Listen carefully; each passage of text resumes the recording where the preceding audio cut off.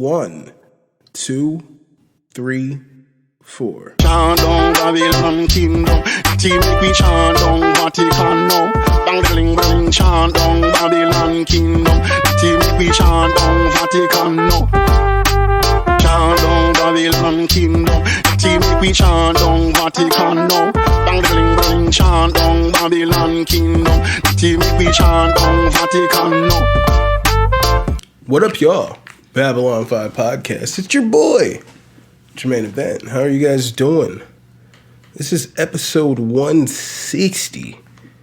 And you know, we have to appropriately call this bad boy Real G's.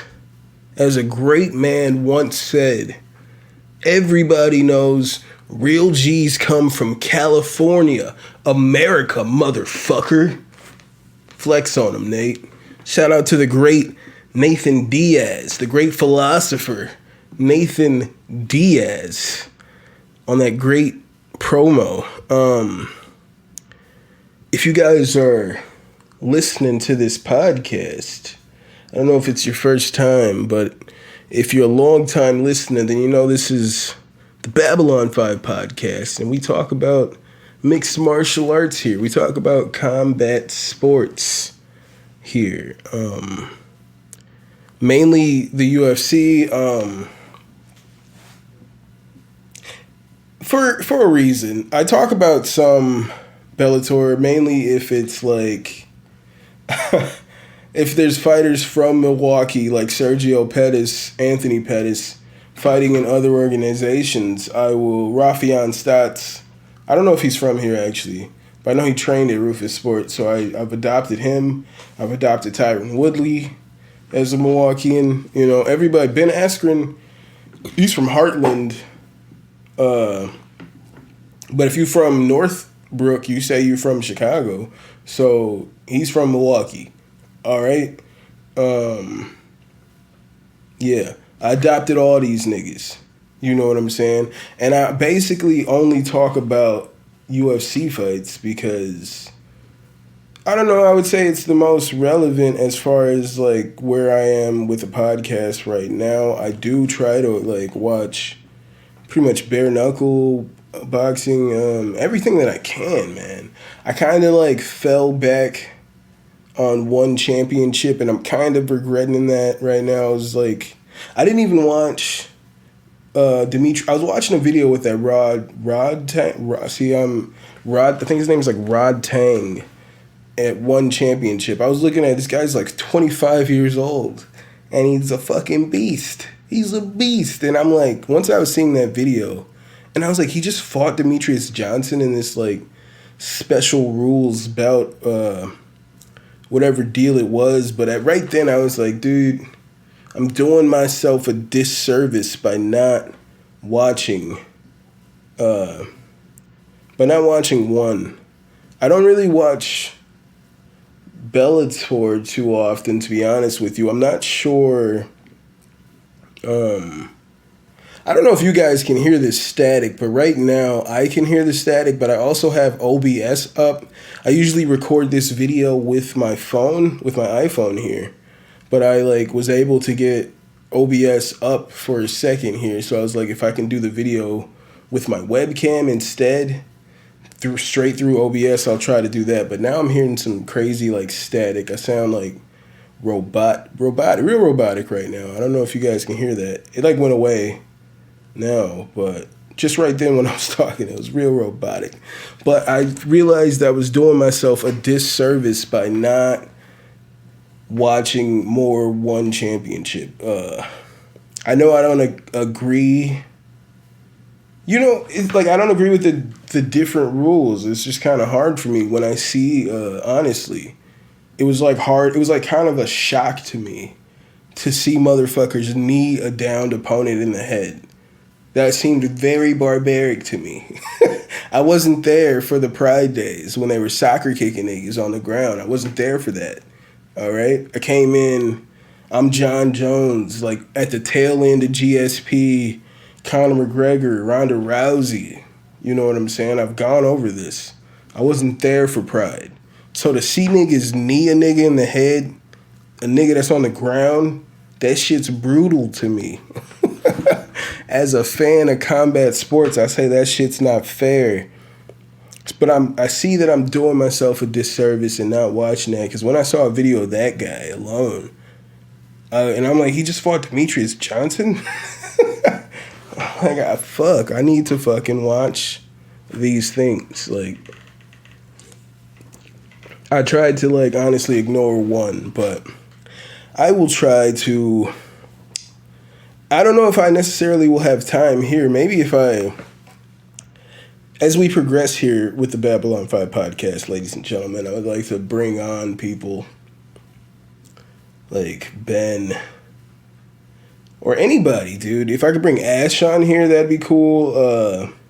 Geisha, dude, everybody. Bring the whole crew on here, you know what I'm saying? Like, all the people I'm getting to meet throughout, like, this MMA community via, like, Instagram, Twitter, whatever. Like, however I've met everyone on this journey,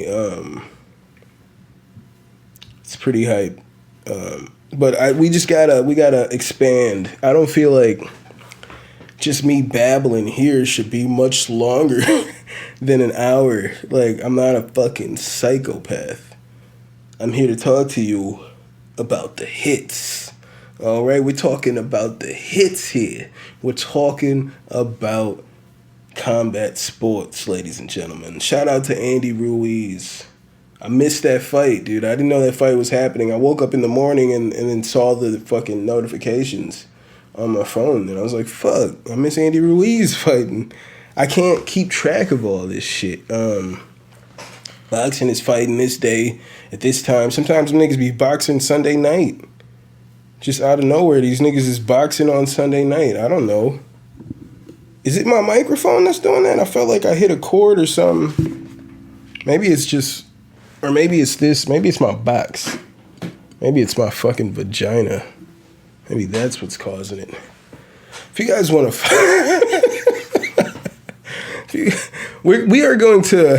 Before I get into that, all right. Before I get into the social medias and my socials. What we're going to talk about today, we're definitely going to talk about UFC 279. I'm going to react to the events leading up to the fight night, man, because this was one of the craziest fight weeks that I've seen as a fan. I wasn't there for Pride. I don't know what happened in Pride. I've heard the stories. I love hearing the stories. If you guys have some fights to suggest that I go back and watch in Pride, I'd love the suggestions. I wasn't there. As I'm saying, knees to the head right now are brutal to me. And I know niggas is like, I've seen people say, oh, bring back the soccer kicks from Pride. Nigga, no. Nigga, no. That shit's illegal for a reason in the UFC. If that was some fair shit, my nigga, oh my God. Just the thought, I gotta turn away from it, you know what I'm saying?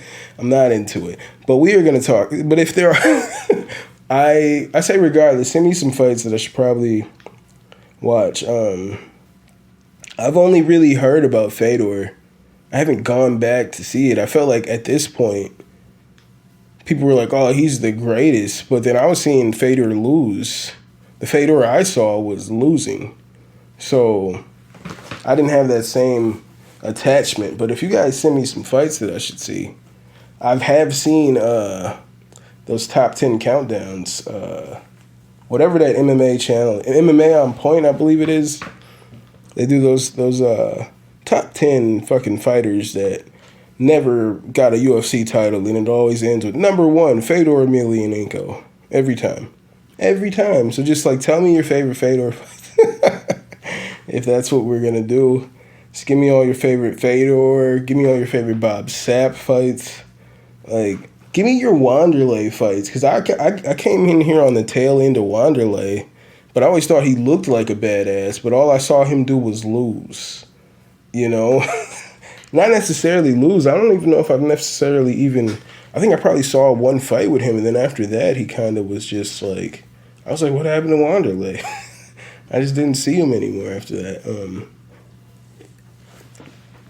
As I'm saying, I became a hardcore fan maybe when I decided to dedicate myself to actually fucking watching fights would probably be, if I've been doing this podcast for 3 years, then I would say probably 5 years ago is when I decided to be like, every card I'm watching, I'm unavailable. That's when the things started to happen. When I started to make that decision that I needed to see every fight. I can't just like watch the people that I know. If I'm gonna watch the UFC, I need to watch every fight, because it's definitely a benefit to me. Like when I've seen people, I'll follow certain podcasts, certain channels on YouTube, and they'll make predictions for fights. I saw these people, Fight Night Picks actually, and they picked whoever the fuck was fighting Sergey Spivak in his last fight. They picked that guy. I think they both picked that guy. And I'm sitting here like, are these guys fucking crazy? Sergey Spivak's a fucking monster. The only way you would say Spivak's not a monster is if like you didn't actually like watch those fights. Like maybe you watched highlights. You know what I'm saying? But every fight I see, I'm like, yo, this dude's a beast. Even in the fight that he lost, I was like, yo, he didn't fight like himself. You know what I'm saying? He was off that night. And then since then, he's gotten better and better and better. He looks like a monster. He just overwhelms you. His striking is good, and his fucking grappling is amazing. It's amazing. So, I just don't understand sometimes with these predictions. And it's like, what are you basing these predictions off? That's why I hate even talking about. That's why, like, I'm not going to go off every fight. And because most of the time, if it's like a fighter I haven't heard of, the best I can do is watch your highlight video. Maybe if you have a couple fights from before the UFC at some random promotion on YouTube, if they have your fights up, then I can watch those fights. But that's the best I can do. Is then go to Tapology and then make an assumption I didn't see the fight, but it says it ended that way at this time. It doesn't tell me that you got caught in the first round a few times and knocked on your ass. It doesn't tell me that. It just tells me that the fight ended this way. So, yeah. Anywho, what are we talking about here? I figured I could go on that rant because that's the whole point of this fucking podcast, the Babylon 5 podcast. So let's go on as many rants as necessary. We're going to talk about UFC 279, of course, which was headlined by, not of course, but we're going to talk about what happened, because it was, as I talked last week, originally headlined Nate Diaz versus Khamzat Chimaev, but that is not how the cookie crumbled, ladies and gentlemen. That is not how the cookie fucking crumbled. And we are going to talk about next week's card, headlined by Corey Sandhagen. Good to see Sandhagen back. Love Sandhagen versus Song Yadong. We're going to talk about that fight there. And we're going to talk about the rest of the card. As I'm saying, I'm not super familiar with a lot of the fighters on this card, but not super familiar, but we're going to talk about it as much as I can, ladies and gentlemen. And if you guys would like to follow this podcast on Instagram and Twitter, it's at Babylon5Pod. You guys can email this podcast at Babylon5podcast@gmail.com. You guys can, I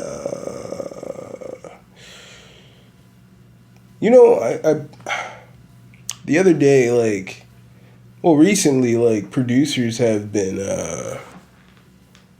hitting me up on, Twitter and shit, and they're like, hey, bruh, I'm not even trying to do, it's just, this is what it says. It says, hey, bruh, I got these beats, and we're leasing them for, $100 or some shit like that. I don't know if it's real. It feels like a scam to me. And when I tell niggas, yo, I'm good right now, but I'll hit you up in the future, niggas don't even respond. I'm like, all right. Nigga, I made all the beats for the project I'm working on right now. It's all me, my nigga. And maybe there's a few Mike Regal joints that I wrote for a project that I was thinking about doing at first, but then I've switched my idea for what I was gonna do with the project. Like after I did the Grump, I started working on the project with I got some more beats from Regal, and I started working on that project. And then I decided, like with COVID and everything, I already had the PreSonus I've explained here, I believe, and I just never took the time to learn how to use it. And then I was just like, I'm just gonna learn to make beats. And then as I started making some shit that I liked, and then came Still Bitter. You know what I'm saying? Just my self-produced project. But I'm like, yo, those tracks that I was like listening to. I forgot that I had recorded some demos for some of those tracks, and I was like, oh shit, I forgot these were pretty good. I forgot these were pretty good, and I was like, they shouldn't just go to the wayside. They could be right there on this next project. You know, when that comes out, it's pretty fire. Love Mike Regal's production. I was like going back. I was like, "Fuck! I need some more Mike Regal beats." I mean, I'm sure price is going up, but I need some more heat from Mike Regal, regardless. If you guys would hit that like button anywhere that you're listening to this podcast, I'd appreciate that so much. If you guys are on Twitch and you believe my fucking lies when I tell you that I'm gonna fucking stream, I got 2K. I got 2K23. Did I stream? Nah, I didn't. Cause I don't, I got an Xbox, but I don't believe. I currently don't believe in next gen. I don't believe it's worth that kind of money for the same bullshit. But now they're talking about like, nah, this is a completely different game. You know what I'm saying? They're two different games. I don't know if the story mode on the Xbox S series or whatever is I don't know what the fuck it's called. If whatever the next gen system, if that shit is intricate, I'm pretty interested to know, because I fucking started my career, built my fucking player, and it was like, which school do you go to? And I picked Michigan State. And then it was like, which team should draft you? And I was like, what the fuck are they talking about? I haven't even played a game yet. And then all of a sudden, it cuts to a screen of niggas saying, well, he's drafted by the Cavaliers. And I'm like, wait, hold on here. And then they were saying this bullshit. Like I had just won a championship for Michigan State. And I'm like, what the fuck was the whole, like, why y'all even tell me to, did it really matter what random school? You didn't let me pick Wisconsin. You didn't let me pick fucking Wisconsin. I would have picked Wisconsin, my nigga, if you gave me the option. So I'm sitting here like, there was no point for me to pick that school, because they didn't say Michigan State. It just said he won a championship last year. It didn't say which school. There was no reason. As far as I know right now, there was no reason for me to pick a school. Because on the last game, you pick the school and then you play in the tournament. And that helps you, like, do your fucking rating of how you get fucking drafted. If you're going to be late, if you suck in the tournament, you can lead your team to a fucking national championship. You got all the game, you're fucking balling, getting team grade A+ and shit. Then fucking, you're like a number 1 draft pick. They didn't even, what was the whole point? So I'm curious if, I was like, damn, I wanted to stream, but I don't even want to play this fucking game right now. I don't even want to play this game right now. Because after I won a championship with the Cavaliers, I played with the Cavaliers last year in 2K22. And I was like, let me play with these niggas right now as a small forward again. Because they're pretty small forward deficient. And get that nigga Donovan Mitchell traded. Trade that nigga. You know what I'm saying? Get that nigga traded. And y'all probably saying, what are you talking about? I'm like, that nigga's 6'1". You're traded. You're out of here, Buster. You're not a point guard. You're a 6'1" shooting guard. Get out of here. Trade that nigga. You're not playing on my team at 6'1". Fucking a 6'1" 2 guard? A 6'1" 2 guard, bro? Nah. Luka 6'8"? What are you, like 6'8"? You got fucking what? How tall is LaMelo? Like 6'7"? Nah, I ain't got time for that, bro. I ain't got time for no 6'1" ass 2 guard. I don't care how that nigga score. I don't care how Isaiah Thomas score. That nigga ain't fucking playing on my team at 6'1" unless he switches position immediately. You taking that ball up the court, nigga, you gonna be the primary ball handler. You would have cut that scoring, you passing, nigga. You pass first ass, nigga. At 6'1", you need a couple Giannis's, a couple fucking Mitchell Robinsons over there. You know what I'm saying? A couple of Bogdan. What's that? What's that nigga name? I don't even remember. I forget that nigga name. But that tall ass, like 7'6" ass nigga. Y'all remember when he was a fucking Giants. Y'all know what nigga I'm talking about. He played for the Mavericks for a little bit. I don't think he got no tick. Ball ain't getting no tick. All the Giants ain't getting no tick. That's still a good life. They're a millionaire with no tick. I'll be a millionaire with no tick if you offer it to me. I'll be a millionaire with no tick. Sitting on the bench ass nigga. On niggas like, put him in the game, and I'll stand up and wave to the crowd like, yeah, they just ain't gonna put me in, man. I don't know why. Whole time I know this is the agreement. I'm gonna sit on the bench as a fucking face to bring fans in. I don't get the fan type. I'm gonna do all the fucking videos they play during timeout. Come on, fans, let's make some noise. I don't know why I did that accent there, but I'm gonna do like that. You know what I'm saying? All I'm saying is I was disappointed with the way 2K's My Player storyline started out before I could even, like, play a game. I'm already on the Cavaliers. I haven't played one game. It's just like, well, play the next game is where it's at. It's like the first game of the season. I haven't even got a chance to prove myself. I haven't even had a chance to play with the player at all.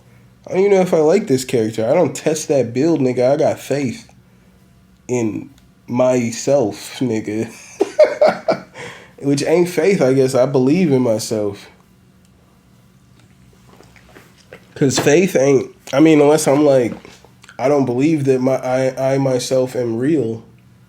I believe that I myself am real. I know I myself am real.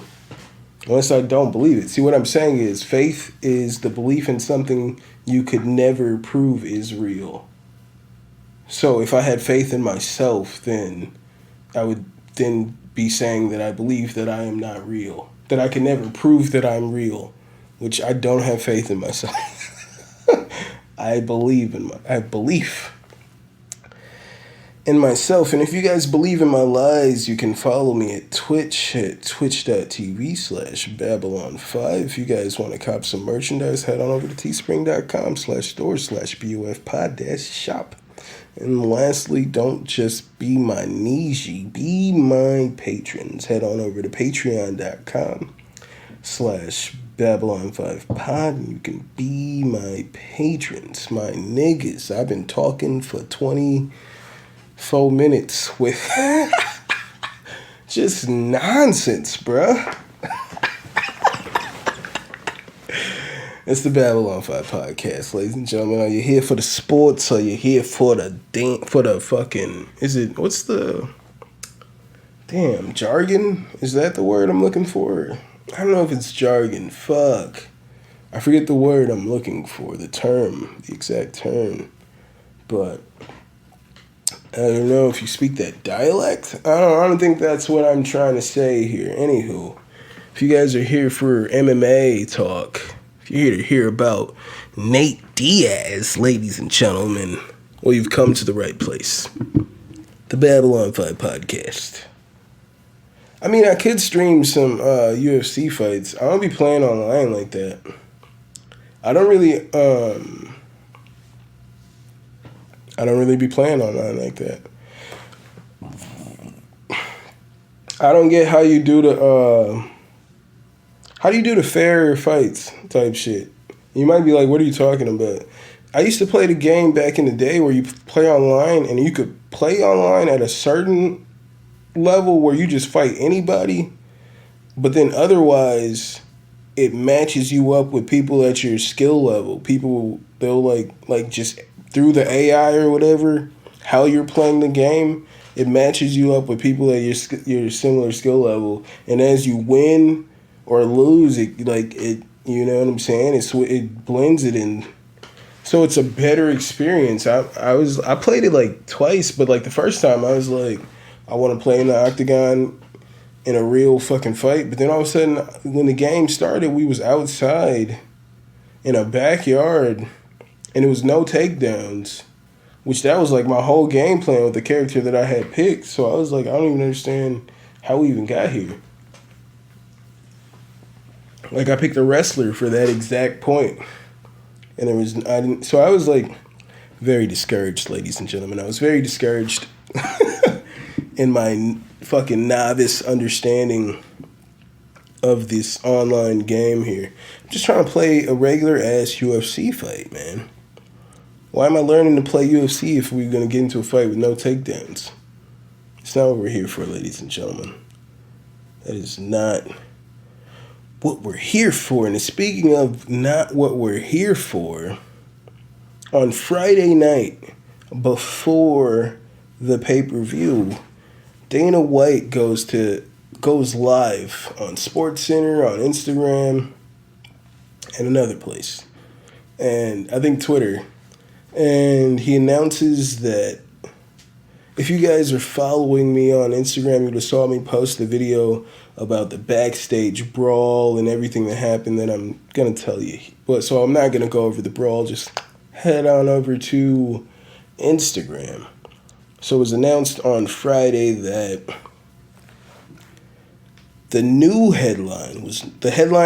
event was no longer Khamzat Chimaev versus Nathan Diaz. Khamzat missed weight by about 8 pounds. And so they switched up the fights. The main event was Nate Diaz versus Tony Ferguson in a 5-round fight.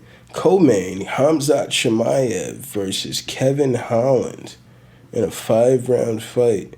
And in the fight before that, Li Jingliang, the star of the night, everyone, Li Jingliang versus Daniel Rodriguez, was how the shake-up went down. That is how the cookie crumbled. So in the fucking headliner, Nate Diaz versus Tony Ferguson, if you guys are a long-time listener, first-time caller, then you would know that I am definitely not a fucking fan of Tony Ferguson. I've never got the hype. This man is right now actively chasing to beat Sam Alvey's record for consecutive losses in the UFC. What is keeping this man? Why are they still giving this man fights? I said last week, as I thought he was facing Li Jingliang, I was like, yo, I picked Li to win that fight by knockout. They usually have to wait 6 months before they even could book a fight after getting knocked out the way Tony was knocked out cold. Knocked out on his face. Fell flat on his face. Knocked out cold. And he even said he didn't remember, he didn't know what, he said 20 minutes or some shit after he left the octagon is where he came to. It was just what the fuck? He didn't remember the winner, Michael Chandler, and people hugging him and all that, talking to him. He didn't remember any of that shit. There's video of him being weird, walking toward a wall, and then when he came to the wall, just kind of fist bumping the wall and then coming back, just walking around doing weird shit. And then he said the same shit Kamaru Usman said. He didn't remember shit for 20 minutes after that. And he looked pretty fucking old in this fight. He looked pretty bad. And his corner was screaming the whole fight, "Don't turn your back! Don't turn your back!" They were fucking freaking out. Because every time Nate would come forward with some punches, Tony would duck and turn his back and run. And they were freaking out. "Don't turn your back!" And he just kept turning and running.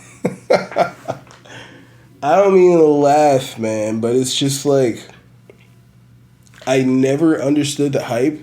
Even Ray Longo, as I was saying, Ray Longo was yo, Tony was on ice skates in all those fights. Yeah, he was on a 12-fight win streak, but he was on skates in every one of those fights. And I was this is what I've been saying the whole time.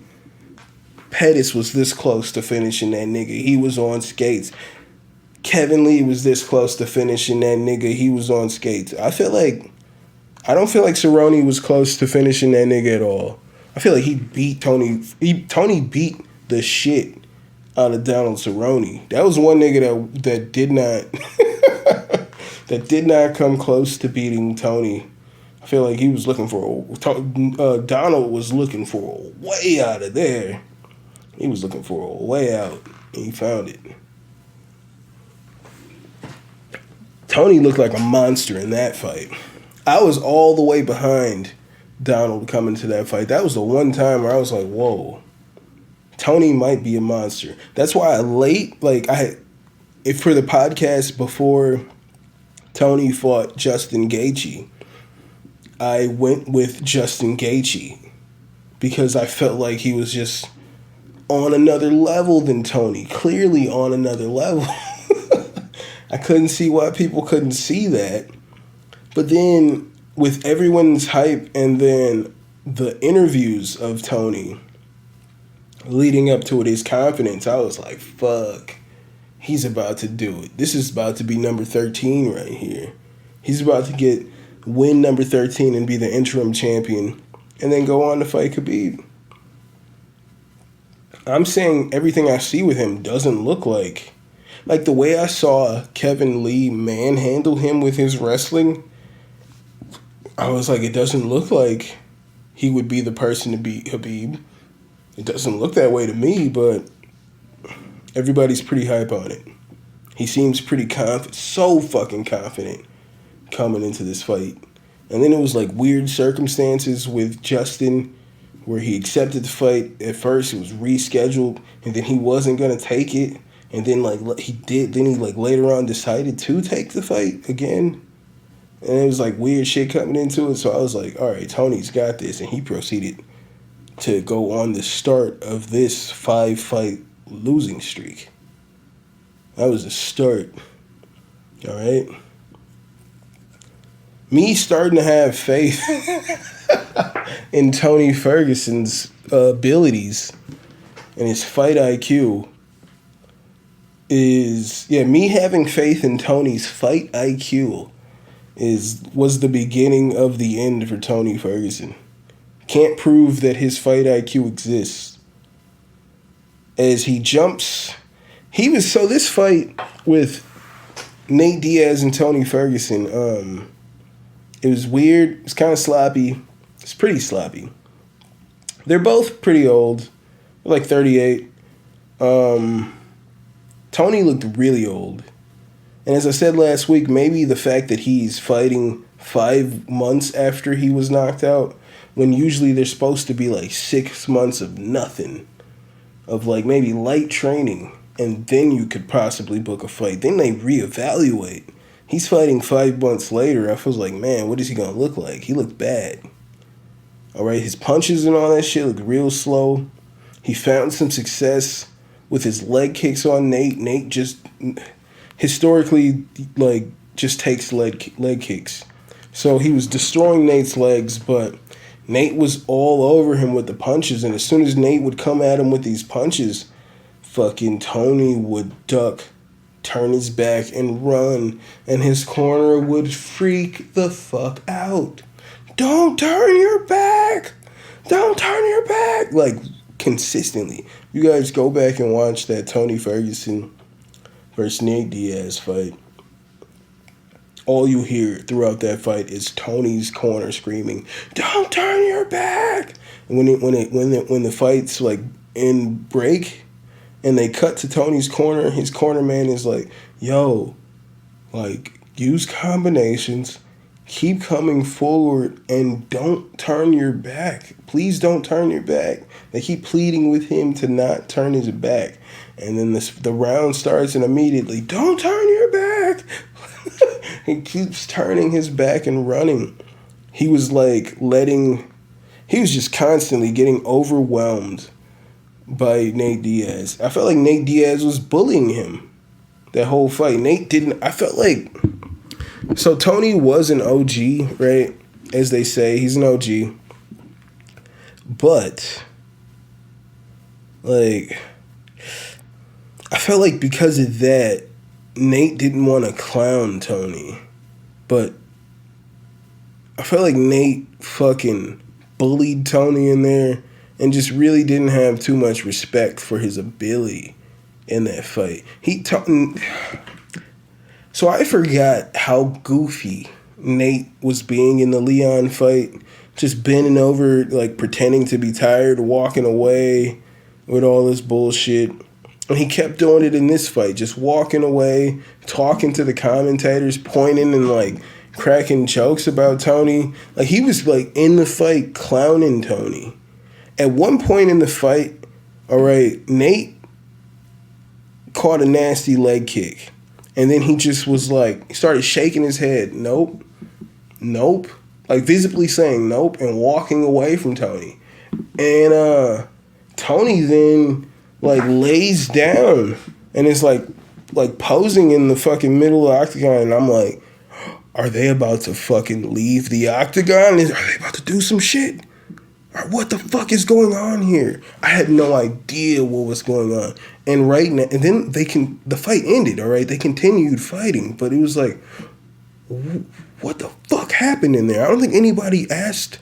I watched post-fight interviews.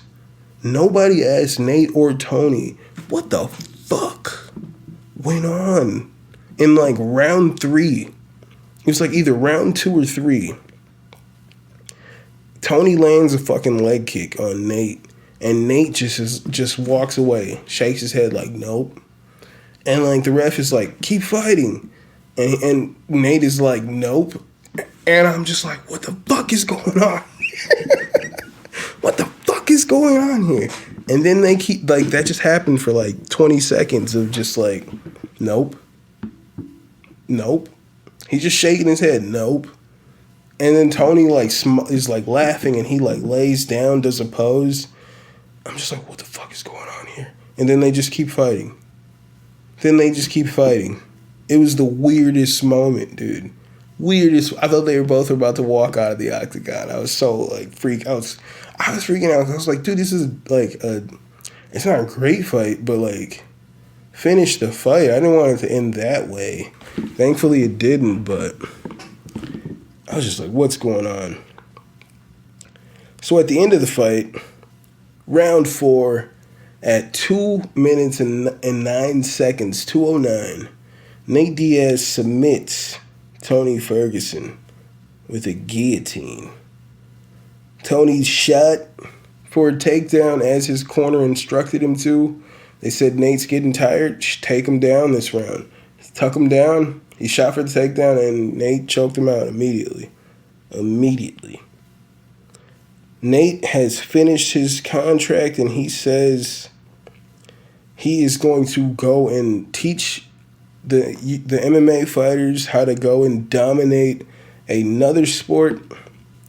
He's basically alluding to he's going to go boxing. He's going to go and box. I saw somebody post like, yo, Nate's about to go dominate badminton, because he wasn't trying to say, he didn't say out loud boxing. He didn't say boxing. He was just like, nah, I'm just saying I'm going to go dominate another sport. And it's like, nigga, what are you what are you going to do, bare knuckle? Because I feel like that's another sport. But yeah, he could go bare knuckle Mike Perry. I'd watch that. Mike Perry versus Nate Diaz. Y'all, don't you guys want to see that? I want to see that fight. Bare knuckle. But I would like to see Nate Diaz versus Floyd Mayweather in an exhibition. Floyd is just doing exhibition these days. If he wants to fight Nate in a real boxing match, do it. But I feel like if he did, Nate's that guy that could do it. He's not going to get tired.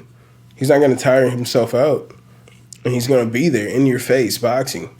Like, I would love to see that boxing match. Nate Diaz versus Floyd Mayweather. At first, I thought maybe Nate was too big, but you got Floyd doing boxing exhibitions with Logan Paul. Why not let my boy Nate get in there?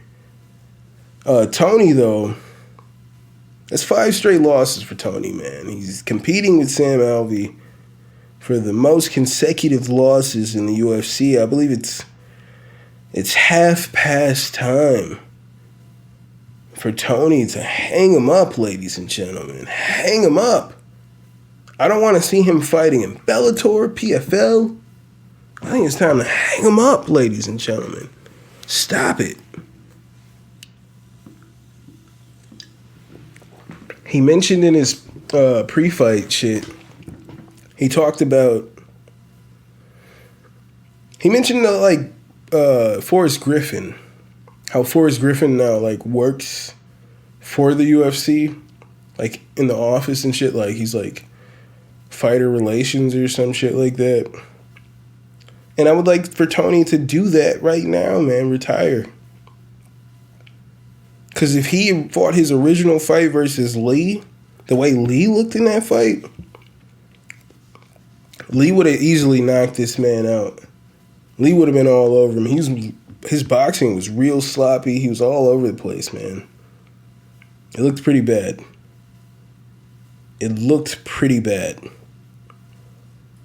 I think it's half past retirement time.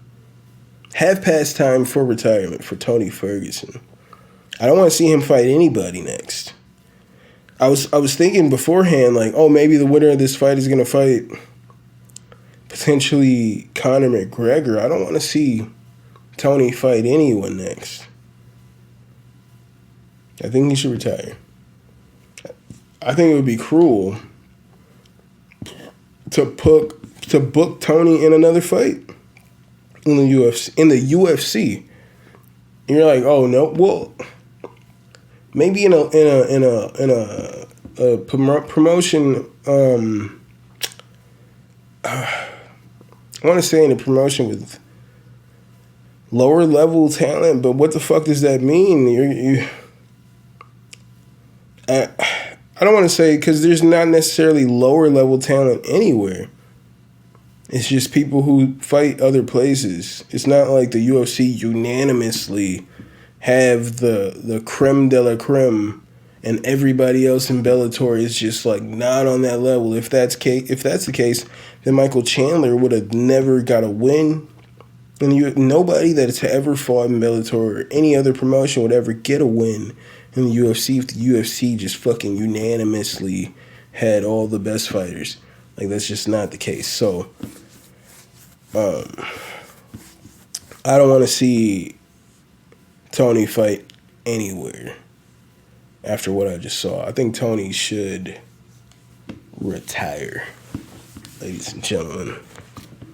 I think Tony should retire. In the co-main event, in the new main event scheduled for 5 rounds, you had Khamzat Chimaev versus Kevin Holland. As I said, if you guys head to Instagram, Kevin Holland and Khamzat Chimaev got into a little scuffle in the pre-fight press conference in the backstage area, which really was the start of this whole switch up. Nigga, watching this fight, right? Because we all know that Holland doesn't have the best wrestling, but he has really good striking. He's an inch taller than Khamzat, has, I think, like a 6-inch reach advantage. So I was like, ooh, there is some concern there that he could potentially catch Khamzat in the striking. Nigga, I was R.L. Stein for this fight. Just straight goosebumps, alright? Nigga, just not even really breathing towards. Nigga, it was crazy. So they touched gloves to start the fight. When the ref said, if you guys want to touch gloves, they touch gloves, right? And then the fight starts, and Kevin Holland comes forward with his hand out, because sometimes fighters then touch gloves again, like right before they start. Khamzat comes up and does he puts his hand up as if he's gonna touch the glove and immediately shoots. I felt like it was kind of dirty. But he did it. He tucked Holland down right away after that fake glove touch and just was all over this man with the wrestling. Holland was just trying to roll out of there, doing what he could, but eventually got caught in a darce, which was put into a Japanese necktie, which then put into a darce, then another Japanese necktie, I believe, then back to the darce when he hooked the body, got a good angle on it, and then submitted Kevin Holland as he should in the very first round. Did not take one punch in this fight and took no damage. Khamzat Chimaev, pretty much no one took any damage. It was just a grappling match. Even it was funny when Kevin Holland reacted to it. He was like, I just lost my grappling match. I mean, my fight against Khamzat Chimaev, because there was no strikes thrown. It was legit a grappling match. So it was a catch weight. As I said, Khamzat missed weight by about 8 pounds, 7.5 pounds to be exact. He missed weight. And he's talking like, yo, I don't care about that shit. Like, blah, blah, blah. People are like, well, Joe Rogan's like, well, what do you mean? Like, people think you're going to be a champion. What do you say to these people that think you're going to be a champion? They're saying, how are you going to, like, fight for the belt if you can't make weight? And he said, like, well, the UFC doctors told me to stop cutting weight. I felt like I could still make weight, but they told me to stop. So, like, and even, like, Dana kind of, like, supported that claim. So if that is what it is, then it is what it is. Like, I mean, it's all the other fighters, all the other UFC fighters that were commenting on it are saying, like, if the doctor told him to stop cutting weight, they wouldn't have let him fight. So, like, it doesn't make sense. So, I mean, I don't know what's real. But it was a quick fight. Khamzat then said because this was the co-main, he said he wanted to fight Nate and Tony at the same time. Shit, 2-on-1. Like, he's like, bring them out right now. I'll fight them both 2-on-1. I think he could have won that fight too, man. Shit, the way Khamzat looked right there, I think he would have won that fight. 2-on-1. He's a fucking monster. I don't think this loss hurts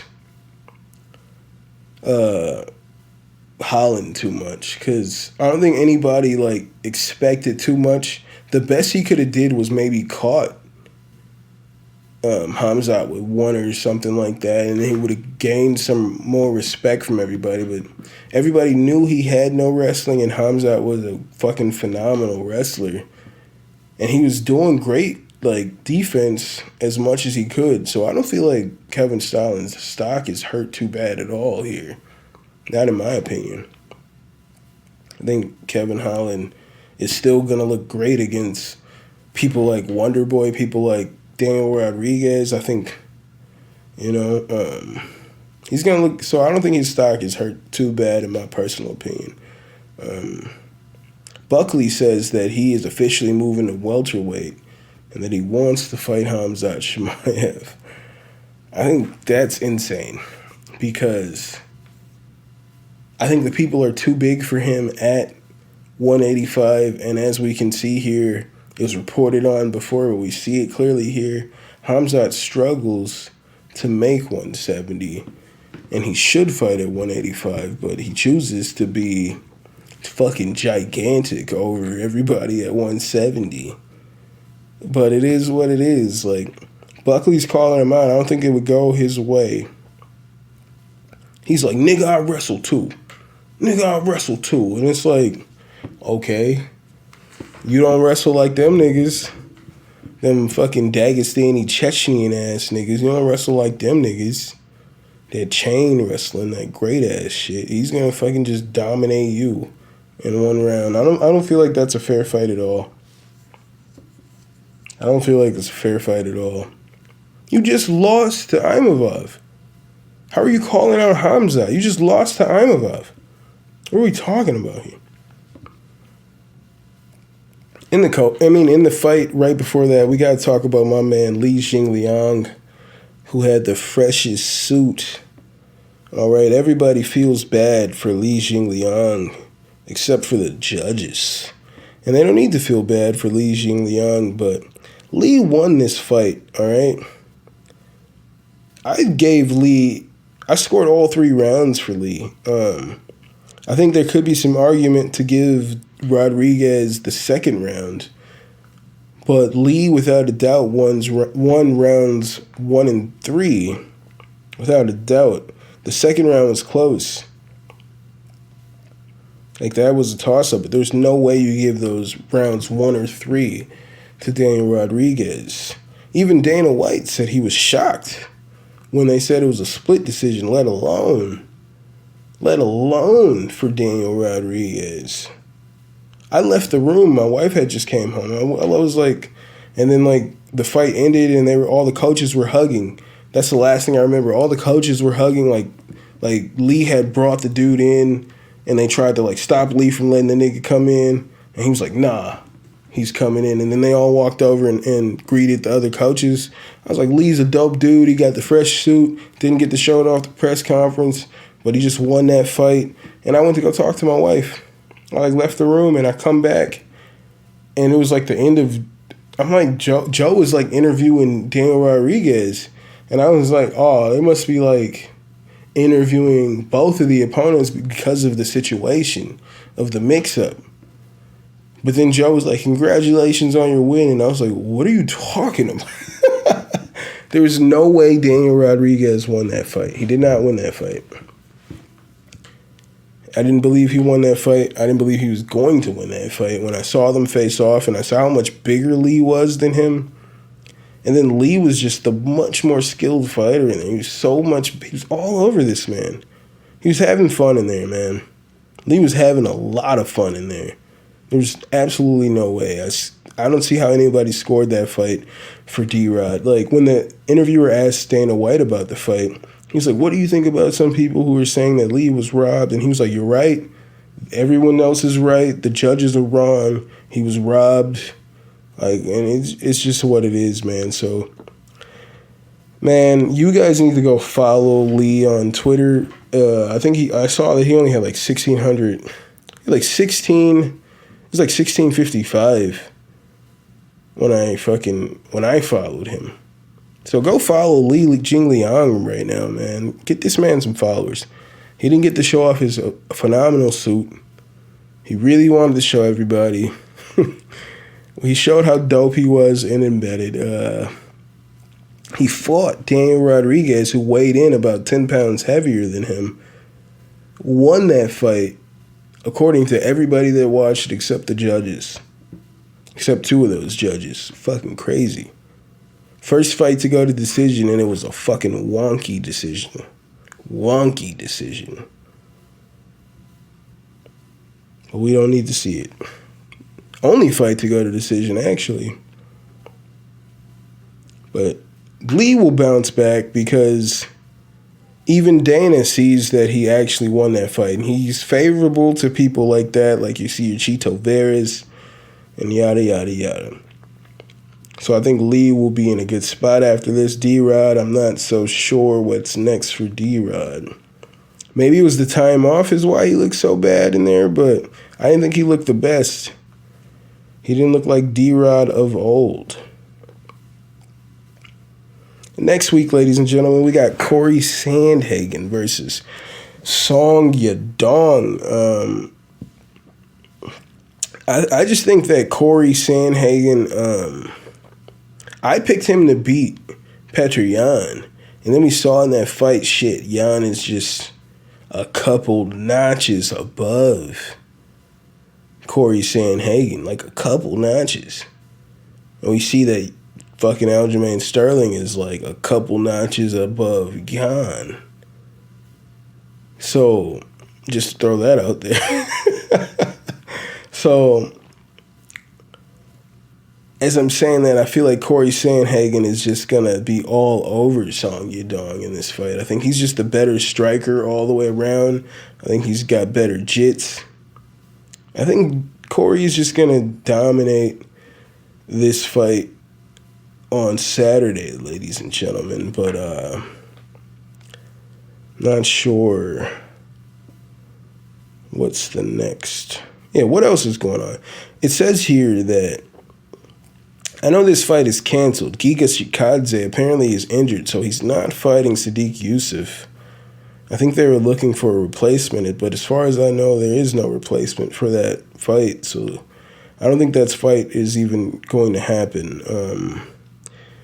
Some other fights on this card I'm interested in. You got Andre Feely versus Bill Algeo. Should be a cool fight.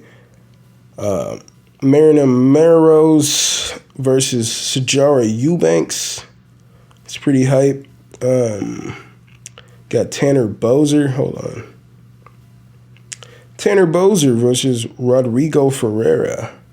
I'm definitely rolling with Tanner Boser in that fight, ladies and gentlemen. But I'm just like a fight fan. I don't see how you guys are not. If you've made it this far in the podcast, ladies and gentlemen. You got Damon Jackson versus Pat Sabatini. That's going to be interesting. Trevin Giles back in actions versus Luis Koshi. Like the twin brother guys. It's like the twin guys that, those guys that came from the Contender Series. They're twin brothers that fight in the UFC. Got Aspen Ladd taking on Sarah McMahon. That should be a good fight there, man. There's some interesting fights on this card. Maria Agapova versus Jillian Robertson, man. I feel like Agapova had the hype. Maybe they think they could kind of save her hype.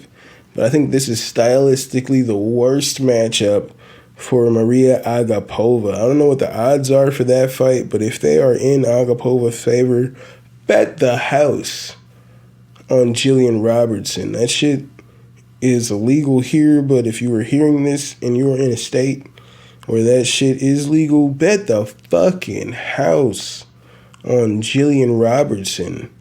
Whatever the prop bet is to get Jillian Robertson by fucking submission, bet the fucking house she is gonna get that girl by submission. You heard it here first. That's gonna be an interesting card to see. There's like 1,000 fights on the prelims and only like 5 fights on the main card. It's like 1,000 fights on it. It's just like 1,000. It's like literally 1,000 fights. It's a lot of fights on the prelims. More than I'm used to seeing. It's pretty weird. But that is what's happening next week, and I'm hyped, ladies and gentlemen, to see it. And if you guys would like to follow this podcast on Instagram and Twitter, it's at Babylon5Pod. You guys can email this podcast at Babylon5Podcast@gmail.com. If you guys want to hit that like button anywhere that you guys are listening to this podcast. I'd appreciate it so much. If you guys are on Twitch and you believe my lies, head on over to twitch.tv/Babylon5. If you guys would like to cop some merchandise, head on over to teespring.com/stores/BOF-pod-shop. And lastly, don't just be my fucking nishi. Be my patron. Head on over to patreon.com/Babylon5pod and you can be my fucking patron. Thank you guys so much for being here another week. This is episode 160. Real G's. Because as I said, ladies and gentlemen, or as the great Nathan Diaz once said, real G's come from California, America, motherfucker. Thank you guys so much. I hope you guys are taking care of yourselves and each other. And I will see you when I see you. I'll holla. Yadong, Babylon kingdom. Team make me chant down Vatican now. Bang bling bling chant down Babylon kingdom. Team make me chant down Vatican now. Chant down Babylon kingdom. Team make me chant down Vatican now. Bang bling bling chant down Babylon kingdom. Team make me chant down Vatican now.